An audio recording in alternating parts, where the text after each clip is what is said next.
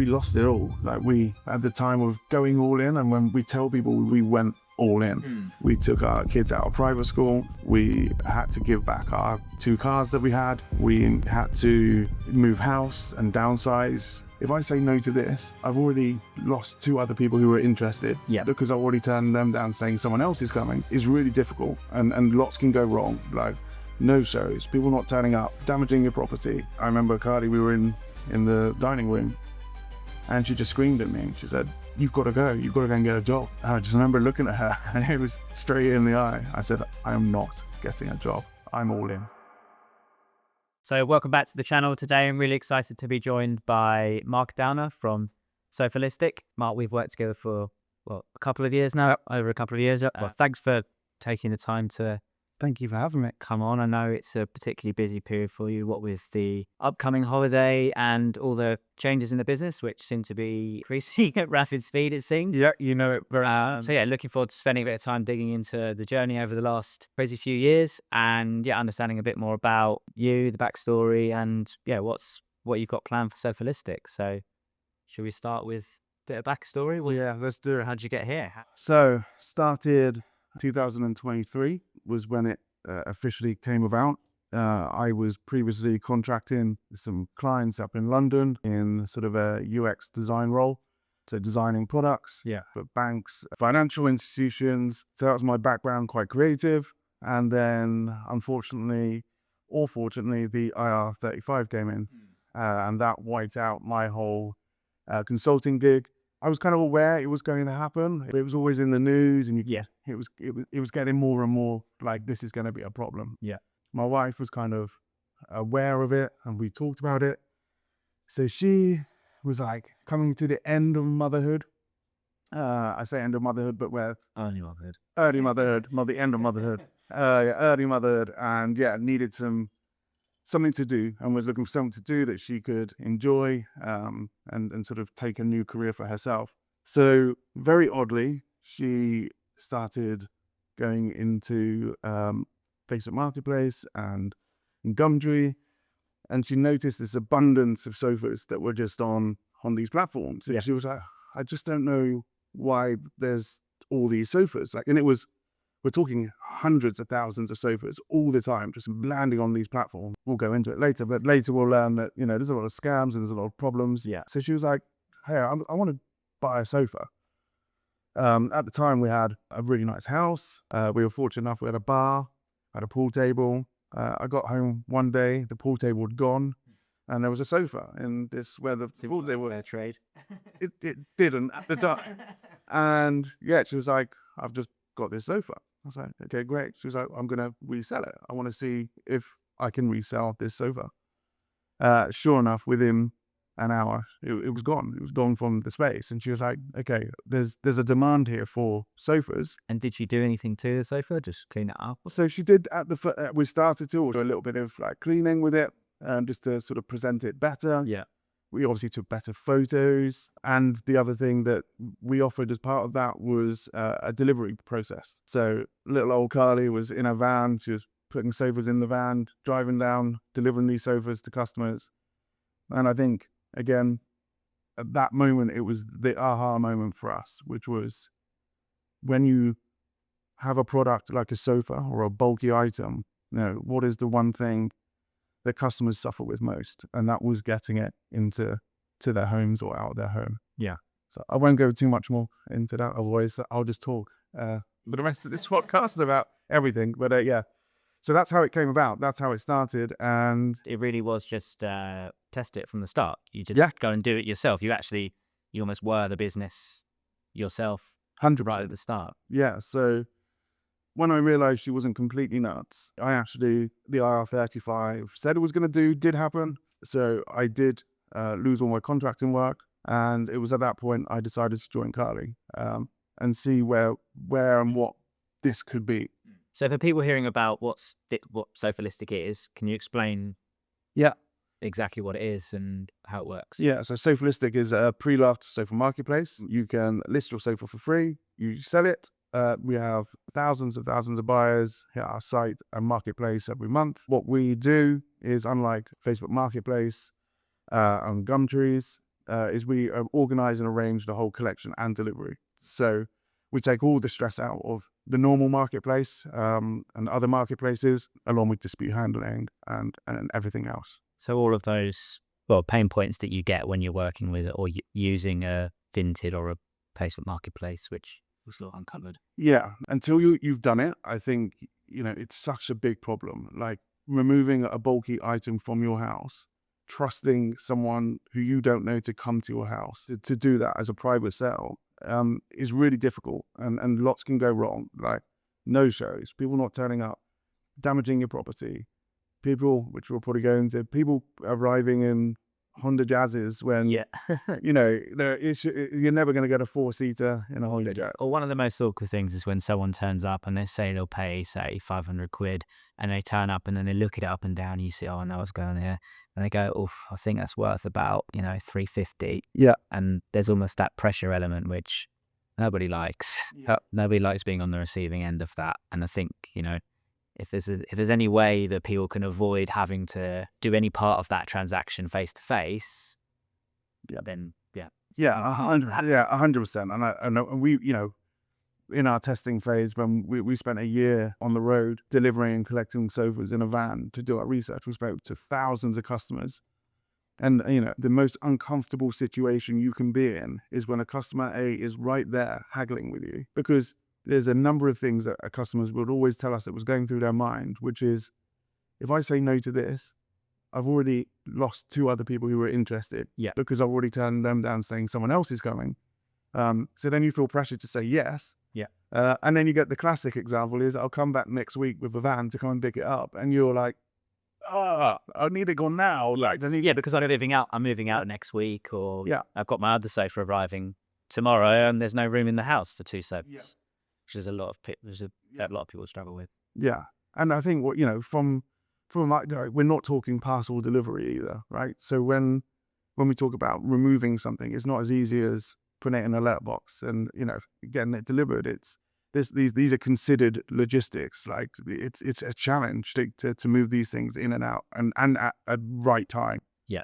So what point, you said you spoke to thousands of potential customers, at what point were you like, right, this is it, I'm confident enough to go all in with this? Or was it a gut feeling you had actually quite early on? It was a gut feel early on that we could see that we could see the demand. So I think my gut feel was there needs to be a platform that can support this nationally, because everywhere else is very much dependent on local selling. Yeah. If you're within 20 miles and you've got a van and you're strong enough and capable, maybe local works.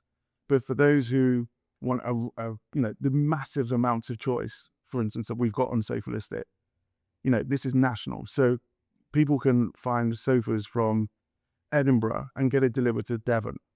Same cost, same fixed price cost. We knew that that's what we had to bridge. We knew we were already solving it on a small scale, just me and Carly. And we knew that we could solve this. And I think at that moment it was, we have to go all in. Yeah. And and we went all in.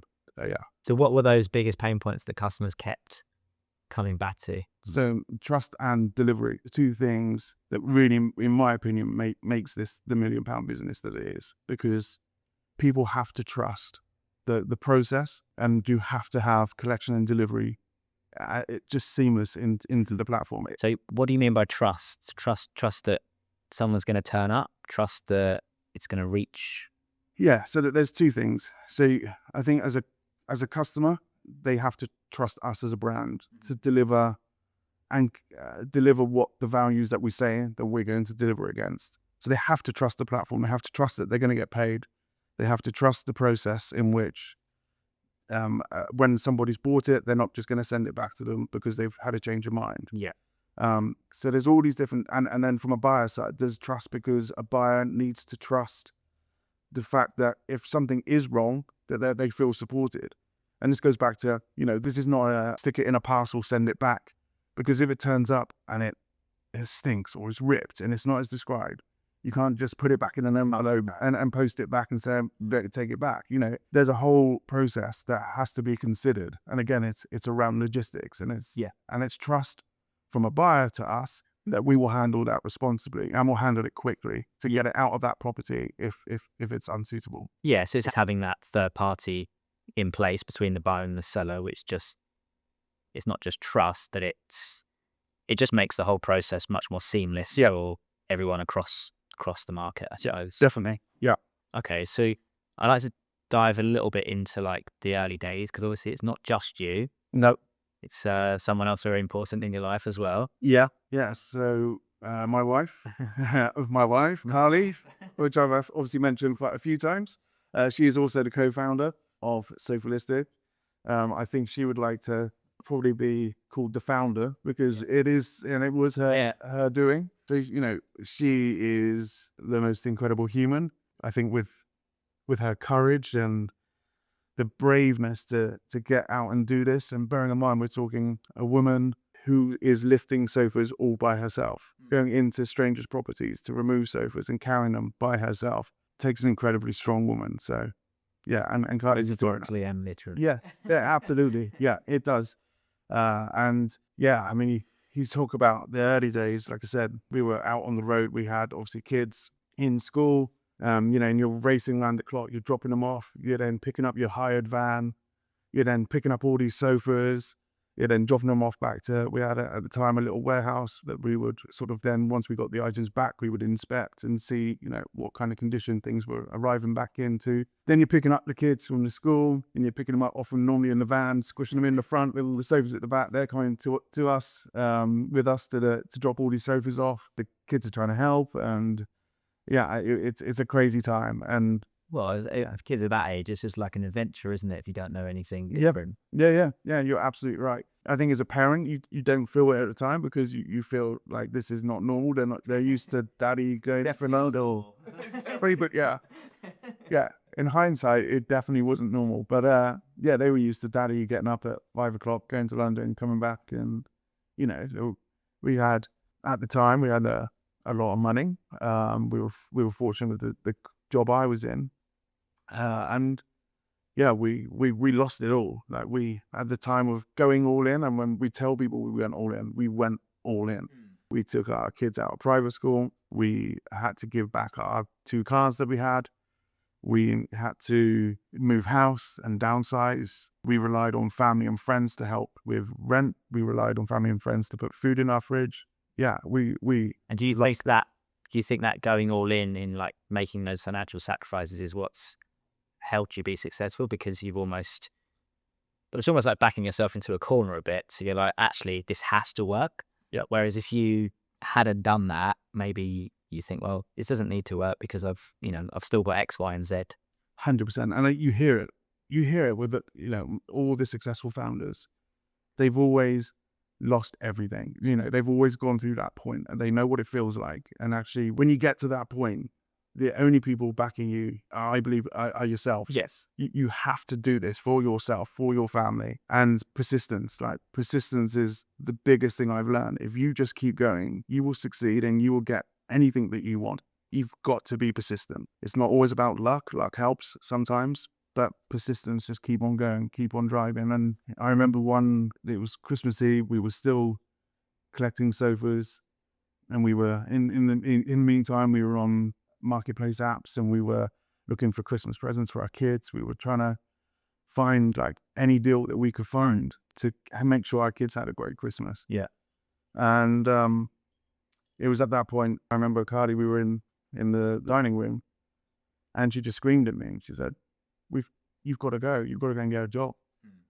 I just remember looking at her and it was straight in the eye. I said, I am not getting a job. I'm all in. And I think that was the last time we ever had a conversation like that. We both had our challenges. It's, yeah. As you will, but yeah, for the right, yeah. Look where you are now. So what does, like, in terms of your roles, how do you split that between you and Carly? I'm very much tech. So obviously I built the marketplace. I continue to innovate around the marketplace. And Carly is very much operational. So she's support. She deals with the customers. I'm able to move at my pace. Well, she has to move at the pace of customers. So her role is very intense. Yeah, of course. Yeah, there's an urgency there for her work, which you just can't be ignored. What have you had to like stay close to as you've grown, and what do you think you'll end up eventually like bringing other people on to help with? Do you think you'll always stay in that tech role, or do you think you'll eventually try and So I think help with that? I think there's a need for me to stay close to the output of the business and what the strategies is of the business. I don't want to be, there's other people better than me out there in this world who can execute what I'm doing better and faster. So absolutely, we want to hire those people. We want to get those people as part of our team. My role is to sort of step back through a lens a little bit and take that sort of strategy role, innovation role, but also stay very close to the creative outputs because, we want to make sure the brand lives and sees the vision that we've got for it for the next 10 years. Yeah, I agree. I think that vision has to come from you still, irrespective of whether you're the one like actually executing on the Yeah, on the absolutely. tech side. Yeah. And what have you learned about like bringing in external partners for things versus trying to build those capabilities in house? Because obviously, right now you're quite lean, but is that a vision that you have to maintain as you grow? Do you want to stay lean, or because you are in a way you are a tech platform, aren't you? You're a marketplace, Yeah. but you're also you're a tech platform in a sense. So. Yeah, absolutely. Yeah. And it's a weird transition. I think back a good few years ago, I think as an investor or another business looking in, you were successful based on the number of people you kind of had. In a lot of respect, if you had big headcounts, you must be doing well. And I think in this day and age with AI, we're seeing more and more multi-million-pound single founders emerging, creating outstanding businesses using the AI with very limited resource in terms of people to them. So ultimately, I think the goal of where we want to go with Sofalistic, it's going to require teams and it's going to require people. But of course, we want to also stay very close to reminding ourselves that no matter how much money is invested into us as a business, that we always remind ourselves to stay lean in thinking. It's not about having a £1 million check come in and going for it now we can just spend. Because I actually think that would be a detriment to the business as well. And I've heard stories of I was reading one actually this morning on LinkedIn, and more money doesn't always make you more successful because some people think that's what you just chuck it into resource, and then you have more and more problems arise because you're not seeing what you used to see when you were so close to the business yourself. So yeah, we definitely will grow, and our team will grow internally, and we'll keep our partners very close as well. Yeah, I agree. I think having those like financial constraints there, it actually forces you to be more creative. Yeah. And forces you to properly think about how you allocate your resources. Whereas if you were VC funded and you had, however many millions in the bank just there for you, you can be a bit more gung ho with your money, which doesn't necessarily mean you've thought things through and planned out properly. Yeah, exactly that. So in terms of growth, then obviously the growth the last couple of years has been from a standing start. So you've seen it. I've seen it. Watching it. It's been phenomenal. I'd be interested to chat a bit more about how that worked at the start and what sort of channels you were using at the start compared to now. Because I know at the start you had a couple of other websites, didn't you, that were sort of driving some leads. It was sort of some scrappy SEO. I've done your research. I don't know why I was told about, but I guess and it really exactly that. So we had one thing that we realized, and every marketplace founder will tell you this, is you have this chicken and egg, which is supply, demand. And how do you, starting a marketplace with neither there will never ever work. You've got to have something. And equally, if you've got all the supply and you haven't generated any demand, then the supply is going to dry up and it won't sell, but you get a bad rep. Yeah.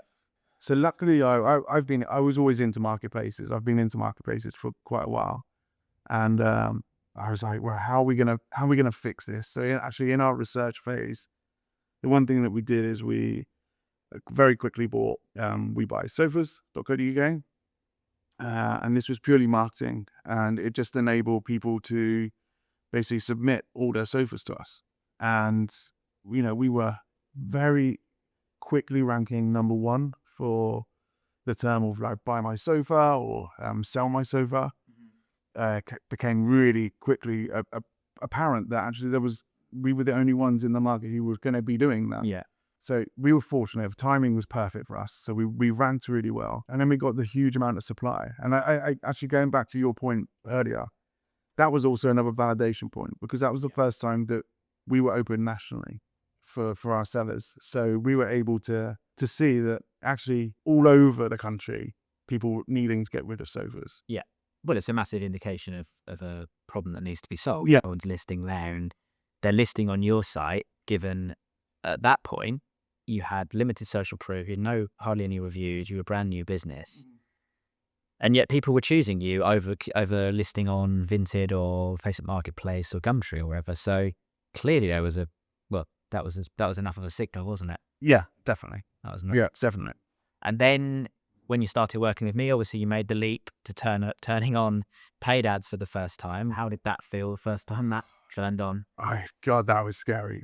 And I think there was two things that were scary to us, because we talk about being lean, and I remember having this conversation, and it wasn't actually the paid ads was one topic, which we'll cover in a second, but it was actually paying someone else for the first time to and you're like, okay, but all the revenue that we're going is going to someone else, and it's like, okay, this is scary. That this is the first thing. Best decision we've ever made. Highly glad that we made you as a choice. So I think, yeah, the ad stuff. I remember talking with Carly. I knew the mass of the kind of ads, and I worked in that industry for 20+ years, and not necessarily directly with marketing, but I've always worked around marketing teams. Yeah, so I get it. For Carly, it was brand new. It was the most scariest thing, and I remember sitting there, we were like, "Wow, how much should we? What are we going to start with as a budget?" Yeah. I don't know if do you know what our first? Do you know what we were paying on our very first ad? Oh, what the first monthly budget was? First monthly, or what was our daily spend? I'm just trying to think. Our first ever daily spend, it can't have been more than maybe 70 quid. Yeah, it was something like 50, 100 quid. Yeah. Now it's Yeah. far north of that, but But yeah, and you say, you knew your numbers, you knew roughly what you could afford to acquire for a listing, yeah, but you had no idea what the site was going to convert for paid traffic. You had no idea what the buyer traffic was going to convert at. So, and you can do all the market research you want in the world, but the moment you turn on those paid ads, you can do your forecasts on what your CPMs are likely to be and what your CPCs are likely to be. But then it is just you have to, unfortunately, take that punt and be prepared to spend the money and just see. Fortunately, it worked out. yeah, it did. And that's credit to you. I remember we had numerous conversations in the early days, and we still do to some respect. But Well, yeah, because it's not one and done. Unfortunately, it doesn't just turn it on and that's that. yeah, and it's an interesting model, right? Advertising for a marketplace that has no fixed skew. So every product is different, and you're relying on photography from the consumers who are listing. There's so many variables, and I think we're getting there now, and I think working out how much spend for the acquisition of a seller versus an acquisition for a buyer. Yeah, I remember that being particularly challenging at first, thinking, well, we can afford to acquire a listing for, say, this price. Oh, but if we go over this price and then our buyer traffic doesn't convert as well, then all of a sudden that unit economics is completely broken. Yeah. And yeah, there's slim margins between what success looks like and complete failure looks like. Yeah. Yeah. This isn't a super high margin business. No, it's tight. It is very tight, and we're lucky to have you. We're lucky to have our customers. We're lucky to enable to keep growing and delivering the service, and I'm sure we'll keep tweaking and refining and become even more efficient. And everything we're trying to do is better for the sellers. It's better for the buyers. But these things take time. They take time to get right, and like I said, we're very lean at the moment. So that was the B2C side to the business. What about? I know you, in the last year or so, you've been quite focused on the B2B side of the business, which to solve that listing problem. Yeah, so in the background, we're building our sort of white label model of this for retailers. It's actually called Reperch. So Reperch gives retailers the ability to offer an exchange and clearance side of their business. Retailers have a huge problem with excess inventory, which normally forms in the word of clearance. So stock that they haven't been able to sell, or stock that's come from a showroom. And because new product lines come in, that stock has to go somewhere. And does it normally go, that stock? So that stock, it can go to a number of places. So I think from a retailer's point of view, their actual model was mostly to auction houses. So it would go to very well-known auction house, and they're basically giving it away for free. There's no monetary gain from the retailer. They don't make any money. The only gain is the loss that they're not incurring on storing it as well. Correct. Yeah, absolutely. And then, the other bits and bobs, that some have outlets of their own that they try and plug into. And then, the rest is just sitting, and it's dead stock. In terms of the exchange program, the exchange one is really interesting. And it's interesting for retailers because it's the one that gives their customers now an opportunity to trade in their old sofa and be able to trade that in for credit.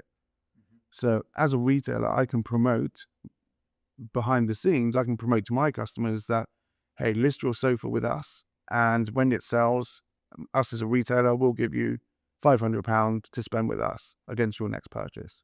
And just to add, it doesn't, from a retailer's point, you could take this initiative and not even sell a sofa yourself because credit is credit. So if you're trying to look for a way as a retailer to get people to come to your store to spend with you, at the moment, if they've got a sofa that they're looking to get rid of, then, there's an opportunity for, a leverage of Reperch as a platform. The other great thing about the exchange, which is maybe where you're heading as well, which is currently at the moment and very well known at the moment, is a lot of customers choose a clearance solution offered and normally promoted by a retailer. So that is a pay-for service that a retailer will promote, normally starting at around £129. And customers think this is great because the way it's sold to them is this is all sustainable and actually it's really good for the environment. So I'll pay £129. It's really convenient because they'll come and collect it. They'll take it where my new one would arrive. What we actually learn working with one of the retailers, it's not quite as sustainable as one might think. So obviously every company does things differently, but in the general consideration of what that normally looks like is your sofa is taken away and it's burnt. It goes into the incinerator. It's sort of some materials sometimes are removed and sort of kept for recycling purposes. Then the rest of the sofa is incinerated and up in smoke. Wow. And it's shocking. And this problem, we're talking hundreds of thousands of sofas. Perfectly good 3, 4, 5-year-old sofas that people are being told that this is a great thing. This is sustainable. Yeah. And it's so far removed from sustainability as it should be. Yeah. There is a need to do it. There is absolutely a need if your sofa's 20 years old and it's got rips and holes and it can't be sold. Of course, yeah. That would be But it makes you wonder how many perfectly good sofas end up like that actually just hadn't been put in front of the right buyer. Yep. Absolutely. Absolutely. Because of logistical reasons. Or you say, if that person tried to get rid of their 3-year-old sofa that was perfectly good, but they're only selling it or they're only advertising it to people in a 10-mile radius, well, that doesn't mean it's no good. It just means they hadn't had the right eyeballs on it. Yeah, absolutely. And actually we learned another thing through our research phase, and actually the people who were paying the £129 were actually people who didn't want the strangers coming into your home. So they were more conscious about their house and being confronted by strangers and time wasters. So that's a market in its own right, that the people were paying £129 were the most uncomfortable with the strangers coming in. So that was just something else that we learned. So what will change when some of these retailer partnerships start to sort of come to fruition? More listings. Yeah. So obviously, as we know, the more listings we get, the better for the demand size of the business. More listings, it means more choice for the buyers that are hitting our site. Yeah, it's all round from a Sofalistic point of view. It's going to enable far more choice, far more selection, and obviously from a marketing point from Sofalistic, it's going to help with us with our sort of CPLs and stuff. Yeah, I think it's going to be really powerful. Google and Meta particularly enabling us to scale ad spend just because we've got so much more inventory Yeah. there. Yeah. And by that logic, you're going to have more higher quality inventory too. So yeah, I'm excited to see what happens to the numbers when that inventory comes online. Yeah, absolutely. So what feels like the big next step for the business? So we've actually I was just telling you today. So we've just launched the app. So the app has gone live today. So that is a major step for us, because one thing that we're very aware of is the disconnect sometimes between sellers and our platform. So obviously we're very reliant on email transactions and SMS to notify our sellers when something's sold. The app will deliver a push notification straight away. So whether or not you're receiving a new offer, or you're getting counted on an offer, or you make a decision to purchase, those interactions are immediate. They're on your device and they're with you. I think it's going to be such a game-changing platform for us to move into an app. Is that a problem you're seeing then, that people aren't not receiving those emails, but they're not reading those emails, they're not opening them, so they're not fully aware of where their sofa is that they may have bought or sold in its journey? Yeah, 100%. Yeah. So again, as I said, we rely on email communication from the very start. So that when a moment of a sofa is purchased through to completion, we are completely reliant on an email not going into somebody's spam or junk. Yeah. And it does happen. It does cause us some problems. We're reliant on emails actually firing all the time and making sure they are firing all the time. So yeah, I think it's going to be a huge, being able to track where your sofa is at any point in that journey is going back to that trust and reassurance message that we're working so hard to deliver against. You should have access on your phone to see where your item is, whether you're a seller or a buyer. Yeah, it's similar to that thing I heard Rory Sutherland say about taxi arrival times, and what Uber designed in their app with where you can see the taxi and where it is and how many minutes it's going to be till it arrives at your people aren't so bothered if the time is significantly long for the taxi to get to you, as long as they know where it is. Yeah. If you can't see where the taxi is, you're like, well, is it going to be here in 20 minutes? Is it going to be here in 50 minutes? Is it even coming at all? I've got a flight to catch. Yeah. But if you know, then you're kind of happy, irrespective of whether that's a long time. And I think that will probably apply to Sofalistic as well. If you know, okay, well, the delivery of the sofa's been delayed by 3 days. Mm-hmm. Well, I know I can plan for that. Yeah. Whereas if I don't know, then I'm stressing out. Yeah.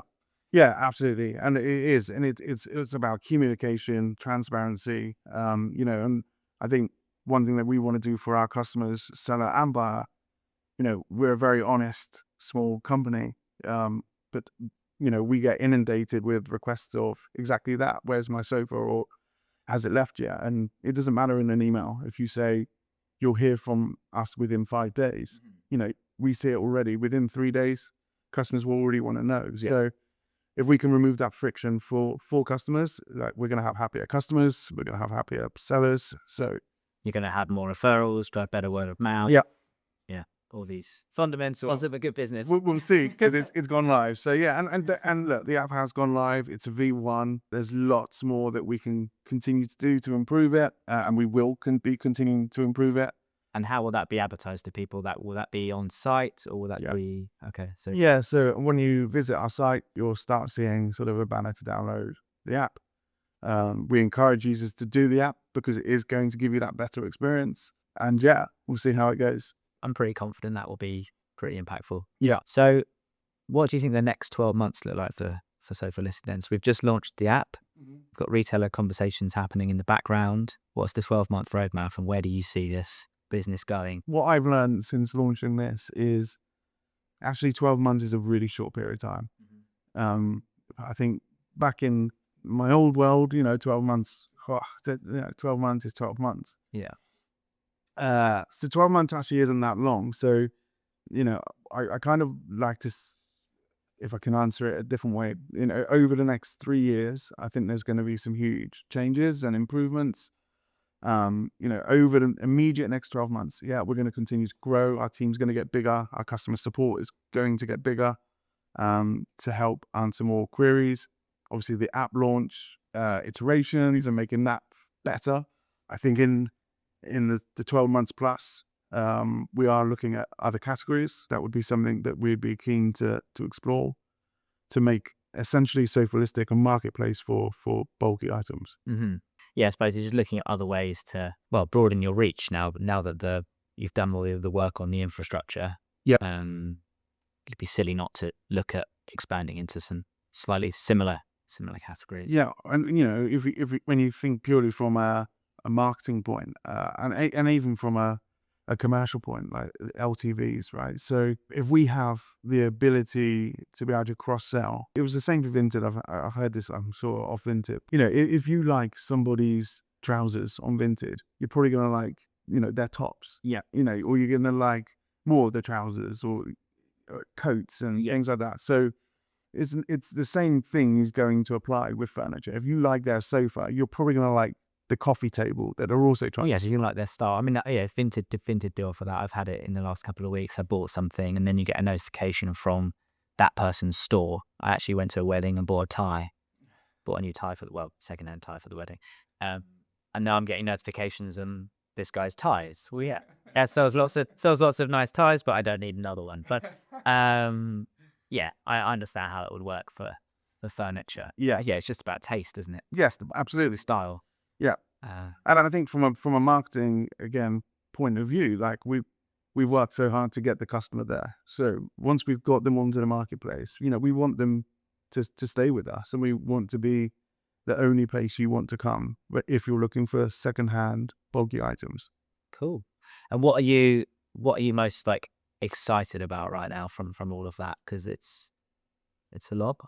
It is a lot. It is a lot. I think I'm excited to see where the app goes. The app is something that I wanted from day one. It was always in my head that the app would be the driving force behind the business. I think it will be. I think it will be successful. So I'm very excited and heavily invested in the app. I am also very excited about the conversations we're having with retailers at the moment. And I'm also very excited about, where this goes, not only in the UK, but other places too. Why do you think other marketplaces haven't tried to solve this before?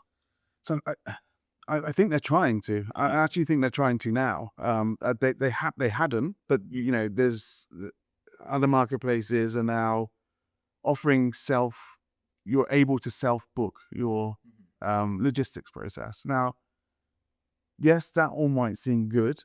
I'm supportive of the apps doing it, because ultimately we're in a sustainable world, and we want things to move around the country and be saved, not thrown. So the one thing, and that they all have this in common, and it's a common problem, is the other marketplaces aren't niche enough. So a way a seller lists an item, the way they can advertise that item, the way they can select available dates, and because we talked about earlier, it's a time consideration. You might list something that's not actually available to buy until the next 3 months, but you're wanting to maybe see if you can sell it before then. And our platform puts it on market, and buyers are aware that the earliest date they would be able to get it is that date. Yeah. That's one key thing. But also when it comes to the logistics, is the fundamental bit is when it's arrived, there's no ownership of we're here to support you as a marketplace. We talked about putting an item of clothing, if it smells, you put it in the wash, or if you don't like it, you put it back in the post and get your money back. With a furniture, you can't do that. No. So it's all well and good, I think, having the options on these other marketplaces to self-book. But what customers need to be really aware of is if that item arrives not as described, you've got to think what you're going to do to get that out. You've got to resell it yourself at your own cost. Yeah. And that is our key differentiator. Like, that's where we live. That's what we do. That's what we're here to solve. And that's why we're doing it, and the other marketplaces aren't. Makes sense. Okay. Well, I think that's everything. Amazing. I wanted to cover. Thanks for watching. I hope you found that useful. It's been great to chat to you and understand a bit more about where Sofalistic is heading, and your challenges over the last couple of years and where it's going. But excited to see this rocket ship continue to fly. So amazing. Thank you for having me today. Great. Amazing. Thanks.